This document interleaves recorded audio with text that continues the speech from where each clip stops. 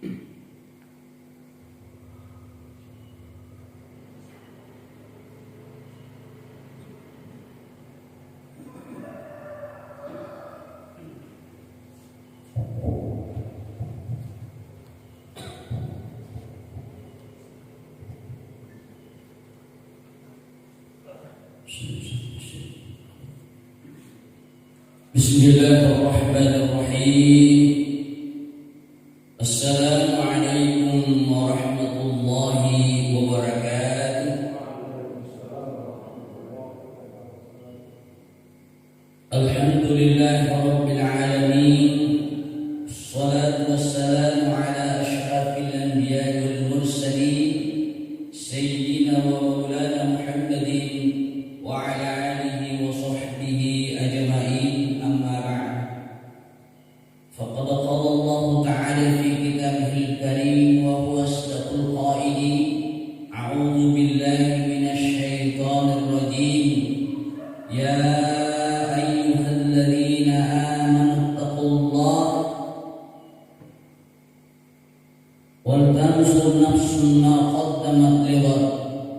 Innallaha khabirun bima ta'malun. Shadaqallahul adzim wa shadaqa rasuluhun nabiyul karim wa nahnu ala dzalika minasyahidin wa syakirin walhamdulillahi rabbil alamin.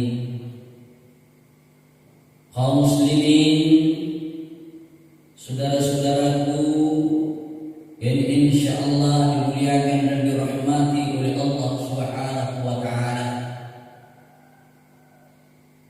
Syukur alhamdulillah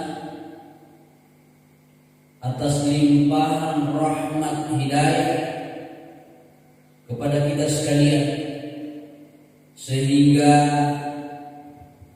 pada subuh kali ini Allah masih meminjamkan umur, Allah masih memberikan tubuh yang sehat, Allah masih menyayangi kita, Allah masih memberikan hidayah kepada kita, sehingga pada subuh ini kita hadir di masjid, di rumahnya Allah yang penuh dengan berkah, yang penuh dengan kemuliaan, untuk senantiasa beribadah sujud kepada Allah Subhanahu wa taala. Semoga menjadi asbab turunnya hidayah dari Allah, sehingga kita mendapatkan kebahagiaan dunia, keberuntungan dunia, terlebih-lebih nanti kebahagiaan dan keberuntungan di akhirat insyaallah. Kalau kita ingin menghitung nikmat Allah Subhanahu wa taala yang telah diberikan kepada kita tidak mampu menghitungnya.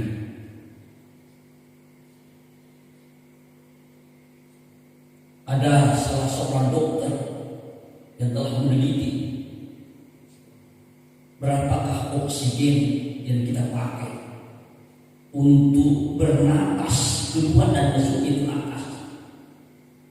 Untuk menghitung berapa oksigen kita pakai dalam 24 jam, maka oksigen yang kita pakai itu jutaan dalam 24 jam.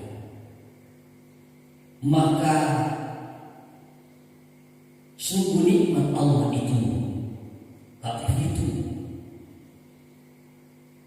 Sehingga Allah Subhanahu wa taala dalam Al-Qur'an surah Al-Nahl ayat 18, seandainya manusia ingin menghitung nikmat-nikmat yang berikan kepadanya, walaupun semua pohon-pohon yang Allah tumbuhkan di bumi ini, jadikan sebagai pena, dan semua air, apakah itu air laut, air sungai, air hujan, jadikan sebagai tinta untuk menghitung nikmat-nikmat Allah, maka kita tidak mampu menghitungnya. Begitu banyak nikmat Allah yang berikan kepada kita.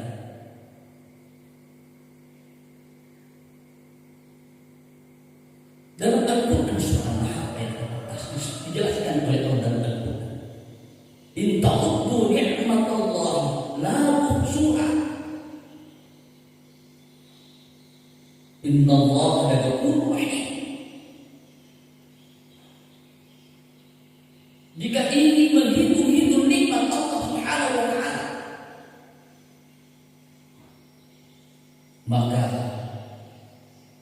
engkau tidak dapat menghitungnya. La tuhsuha innallaha laghafurur rahim. Dan sungguhnya Allah Maha Pengampun lagi Maha Penyayang. Salah satu nikmat Allah Subhanahu wa taala adalah nikmat usia, nikmat umur. Nikmat usia, nikmat umur ini adalah sangatlah besar harganya. Seandainya usia ini bisa dibeli, maka orang kaya dapat membelinya. Tapi usia tidak dapat dibeli. Kita masing-masing menyadari bahwa setiap diri kita masing-masing mempunyai batas akhir. Siap atau tidak siap, berani atau takut, suka atau tidak suka, pasti kita akan menemui namanya kematian. Pasti kita akan mati.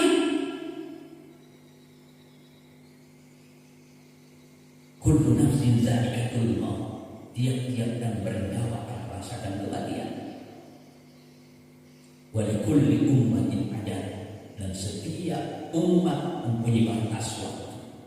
Apabila batas waktu telah berakhir, sudah sampai waktunya, tidak bisa sedikit pun dimundurkan dan tidak sedikit pun dimajukan.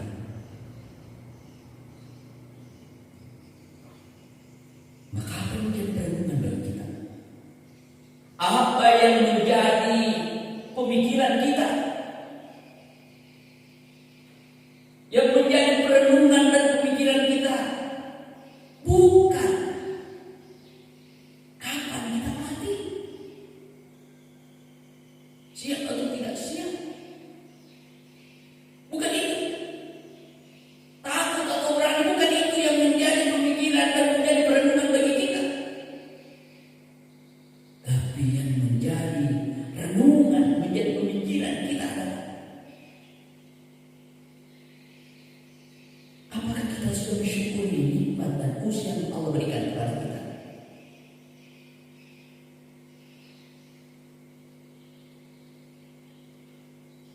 Karena itu Allah masih memberikan umur yang panjang kepada kita. Maka beruntunglah hamba-hamba Allah yang dapat menggunakan umurnya dengan baik.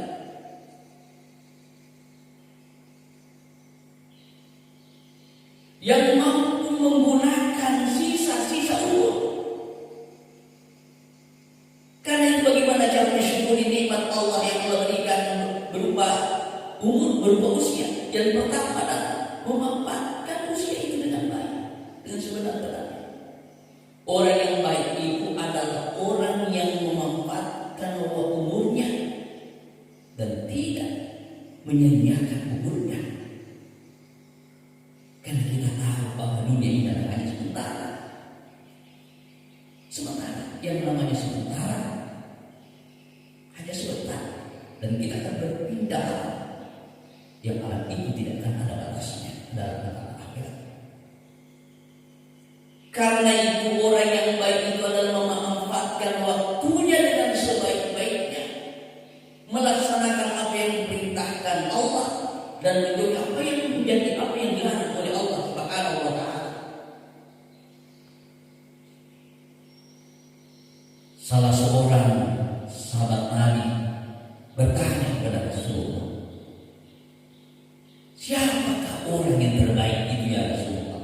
Nikah kau malami, nikah kau makanja. Siapa orang yang terbaik ya Rasulullah? Rasulullah menjawab, orang yang baik itu adalah man tala umruhu wa hasuna amaluhu. Orang yang terbaik itu adalah orang yang panjang umurnya dan baik amalnya. Lalu sahabat kembali bertanya, siapakah orang yang terburuk itu ya Rasulullah? Nikah atau kami nak buruk?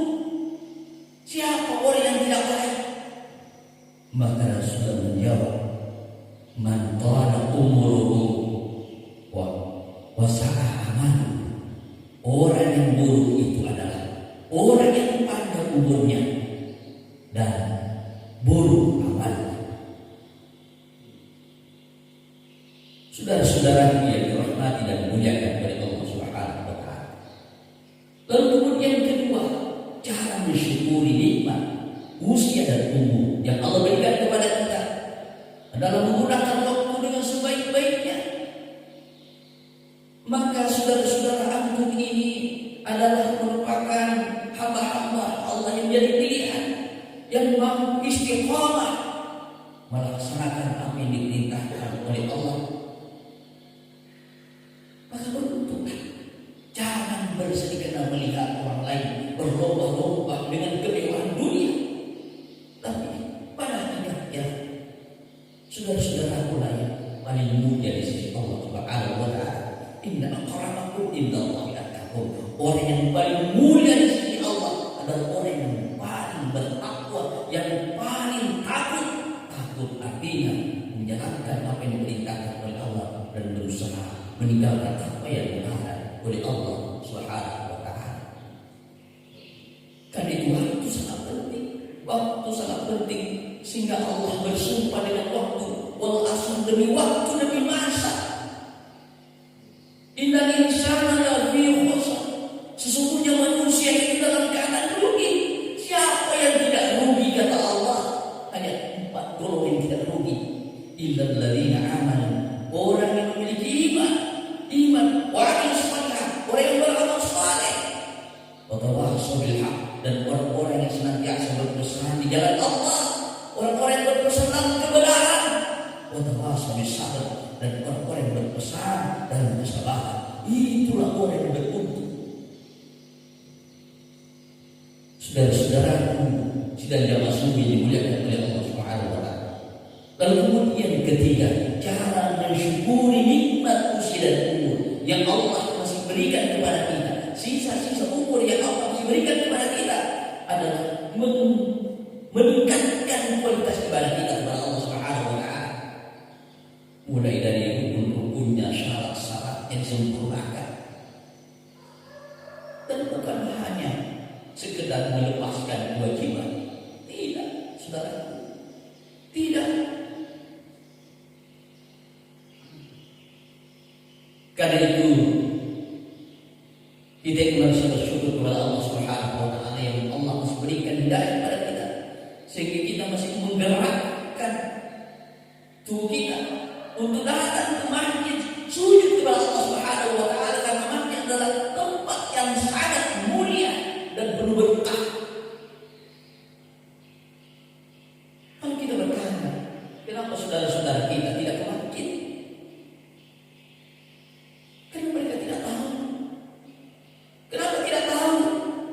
Mereka tidak tahu pahalanya. Mereka tidak tahu pahalanya. Kenapa mereka tidak tahu? Karena tidak diberitahu. Kenapa Allah tidak memberitahukan pahalanya kalau kita sholat di masjid? Kenapa Allah tidak memberikan? Karena saudara-saudara kalian tahu. Kenapa Allah merahasiakan, tidak memberitahukan pahalanya? Karena Allah ingin memberikan kejutan. Allah nanti akan memberikan kejutan kepada hamba-hambanya yang istiqomah ikhlas melaksanakan apa yang diperintahkan oleh Allah. Allah memberikan kejutan dengan kenikmatan yang tidak pernah dilihat oleh mata dan tidak pernah dirasakan oleh hati. Surga jannatul na'im dan penuh dengan kenikmatan. Karena itu bersyukurlah kita masih mampu melawan rasa ngantuk, kita mampu melawan rasa capek. Bersyukur. Karena itu Abdullah bin Mas'ud pernah bertanya kepada Rasulullah SAW, apakah itu yang terbaik ya Rasulullah? Ini pertanyaan Abdullah bin Mas'ud ini adalah pertanyaan yang sangat cerdas. Bertanya kepada Rasulullah, amal yang manakah yang paling Allah cintai dan paling suka? Amal apa yang Allah Allah Ta'ala?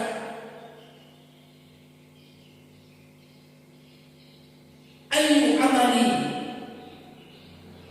ahabbu ila Allah, maka Rasulullah menjawab, as-salatu fi awal waqtiha, yaitu salat pada waktu. Karena itu antum ini sangat berbahagia karena bisa melaksanakan sholat pada waktu. Allah tidak mengatakan amal ibadah yang antum paling cintai adalah sholatlah pada waktunya. Bukan. Kalau sholat pada waktunya, ada orang melaksanakan sholat pada akhir sholat. Misalnya sholat dulu, sholat jam 3. Ketika orang bertanya, woi sholat apa itu? Sholat asar atau sholat dulu? Ternyata dia baru sholat dulu. Maka kenapa Allah mengatakan fawailun lil musallin, celaka orang sholat. Celaka orang sholat. Orang yang sholat saja celaka, bagaimana orang yang tidak sholat? Masya Allah. Subhanallah. Bagaimana orang yang tidak sholat, orang yang sholat saja celaka? Siapakah yang dimaksud orang yang sholat itu dengan celaka? Adalah orang yang senantiasa menunda sholatnya. Orang yang senantiasa menunda sholatnya. Sebentar, masih panjang ini, masih ada waktu. Dan amal ibadah yang Allah sangat cintai adalah melaksanakan ibadah pada awal waktu.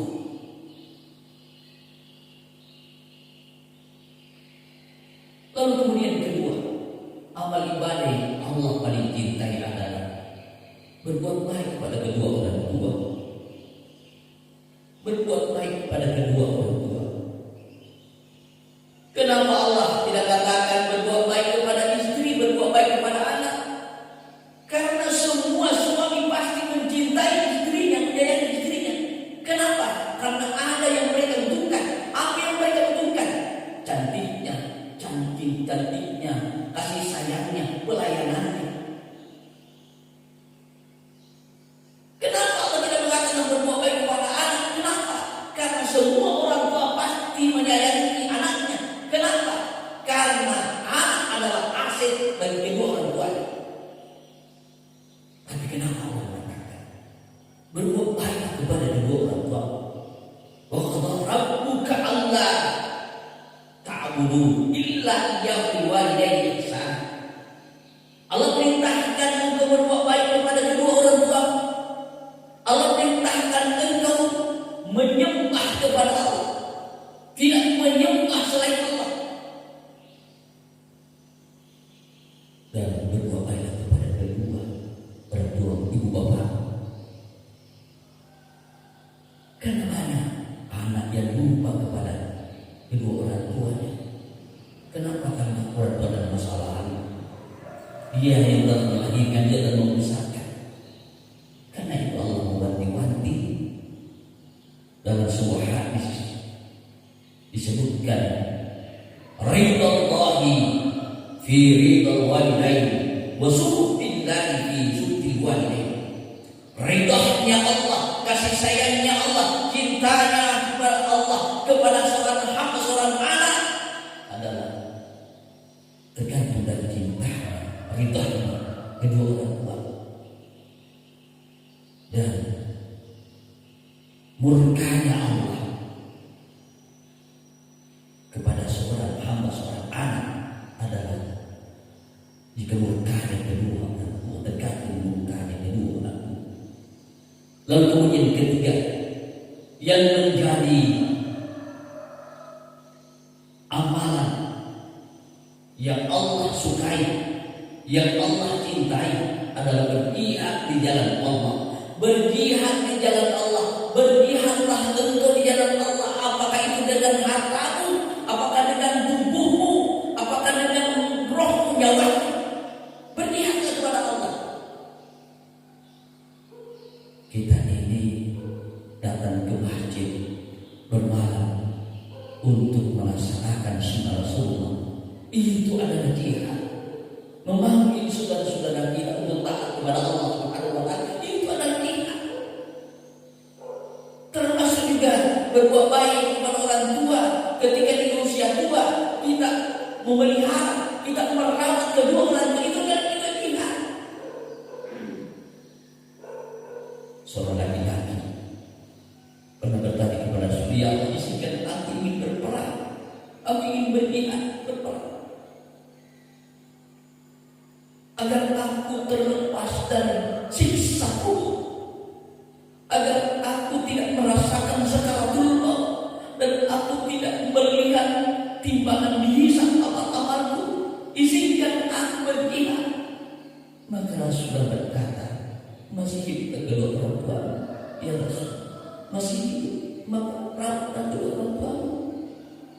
Itu adalah pintu surga yang paling dekat dengan berbakti kepada kedua orang tua. Mengorbankan harta kita di jalan Allah,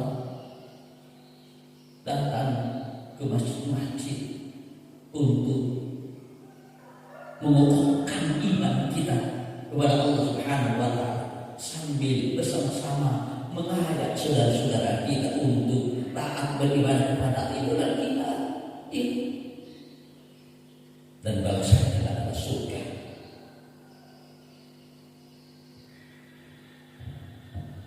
Kaum muslimin yang dirahmati oleh Allah Subhanahu wa Ta'ala, bagaimana cara mensyukuri nikmat Allah yang berupa usia kita adalah muhasabah. Mari kita menghitung diri kita,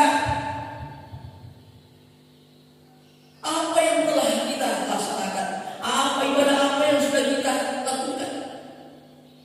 Menghitung, menghisap diri kita, merenungkan diri kita.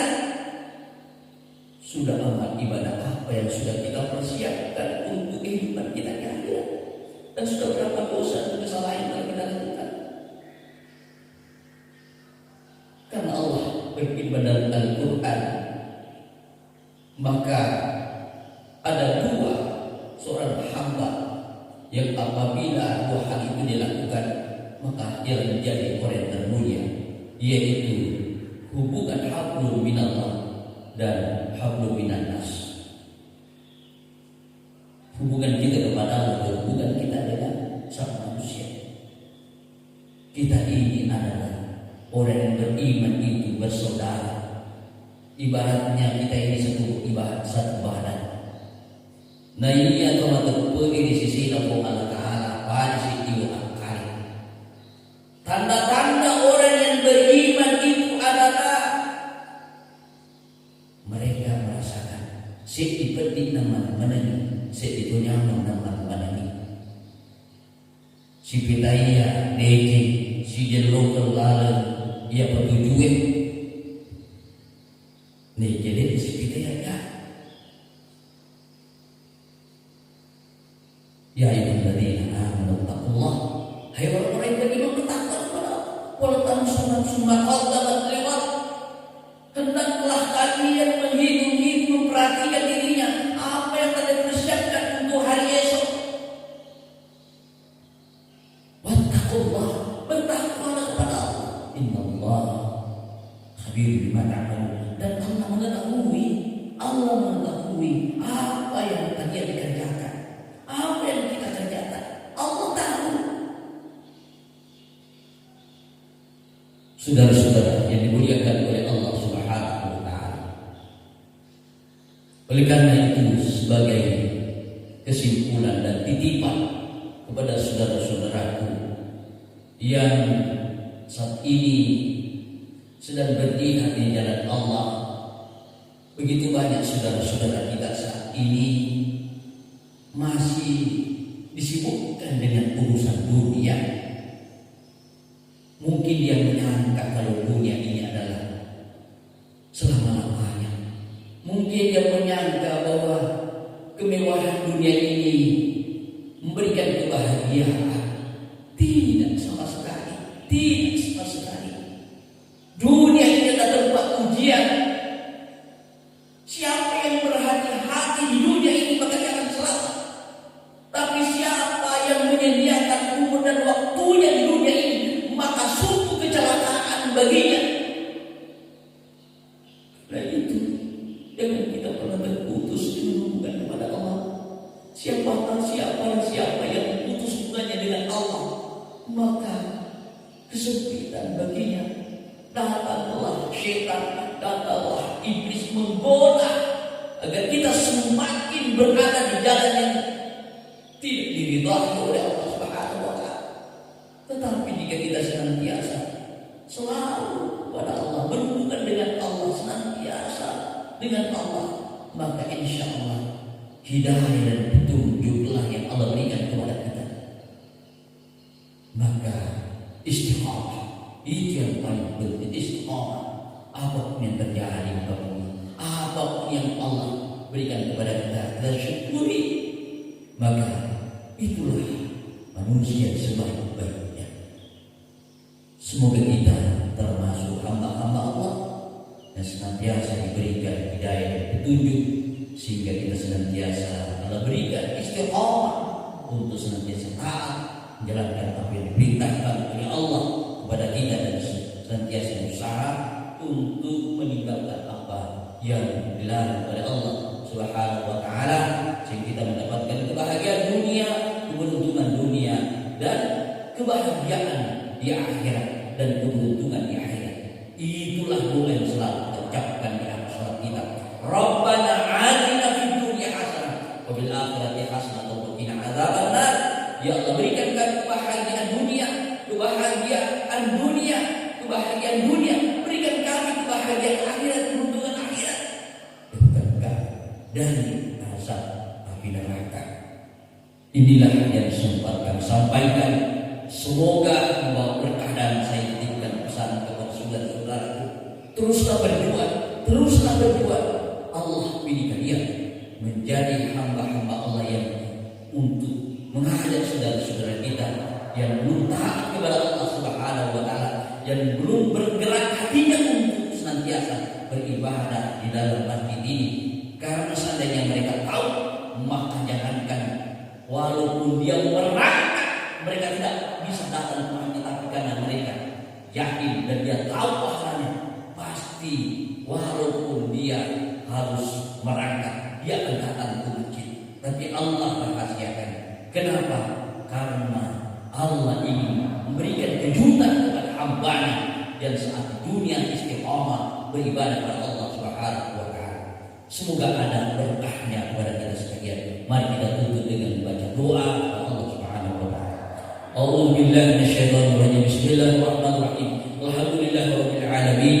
Allahumma shalli wa sallim wa barik ala Muhammadin wa ala alihi washabbihi wa sallim.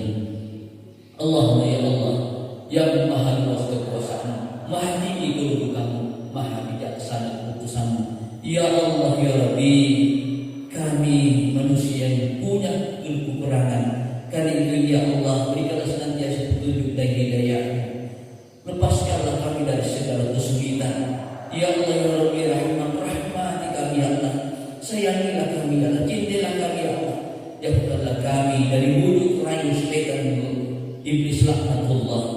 Ya Allah ya Rabbi Rahman, ya Allah, senantiasa berikan hidayah dan petunjuk kepada kami, kepada saudara-saudara kami yang Engkau berikan hidayah dan petunjuk kepadanya. Gerakkanlah hatinya senantiasa taat beribadah kepada-Mu ya Allah.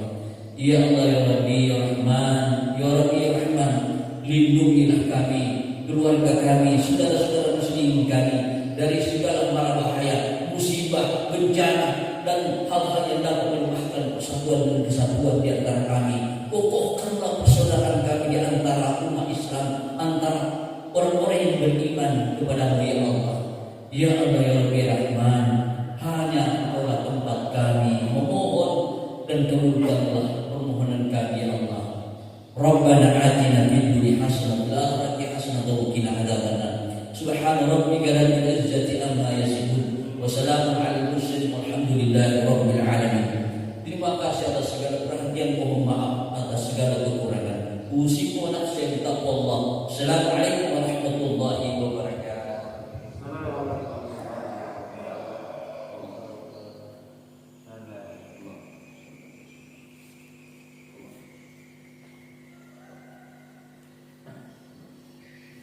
Allah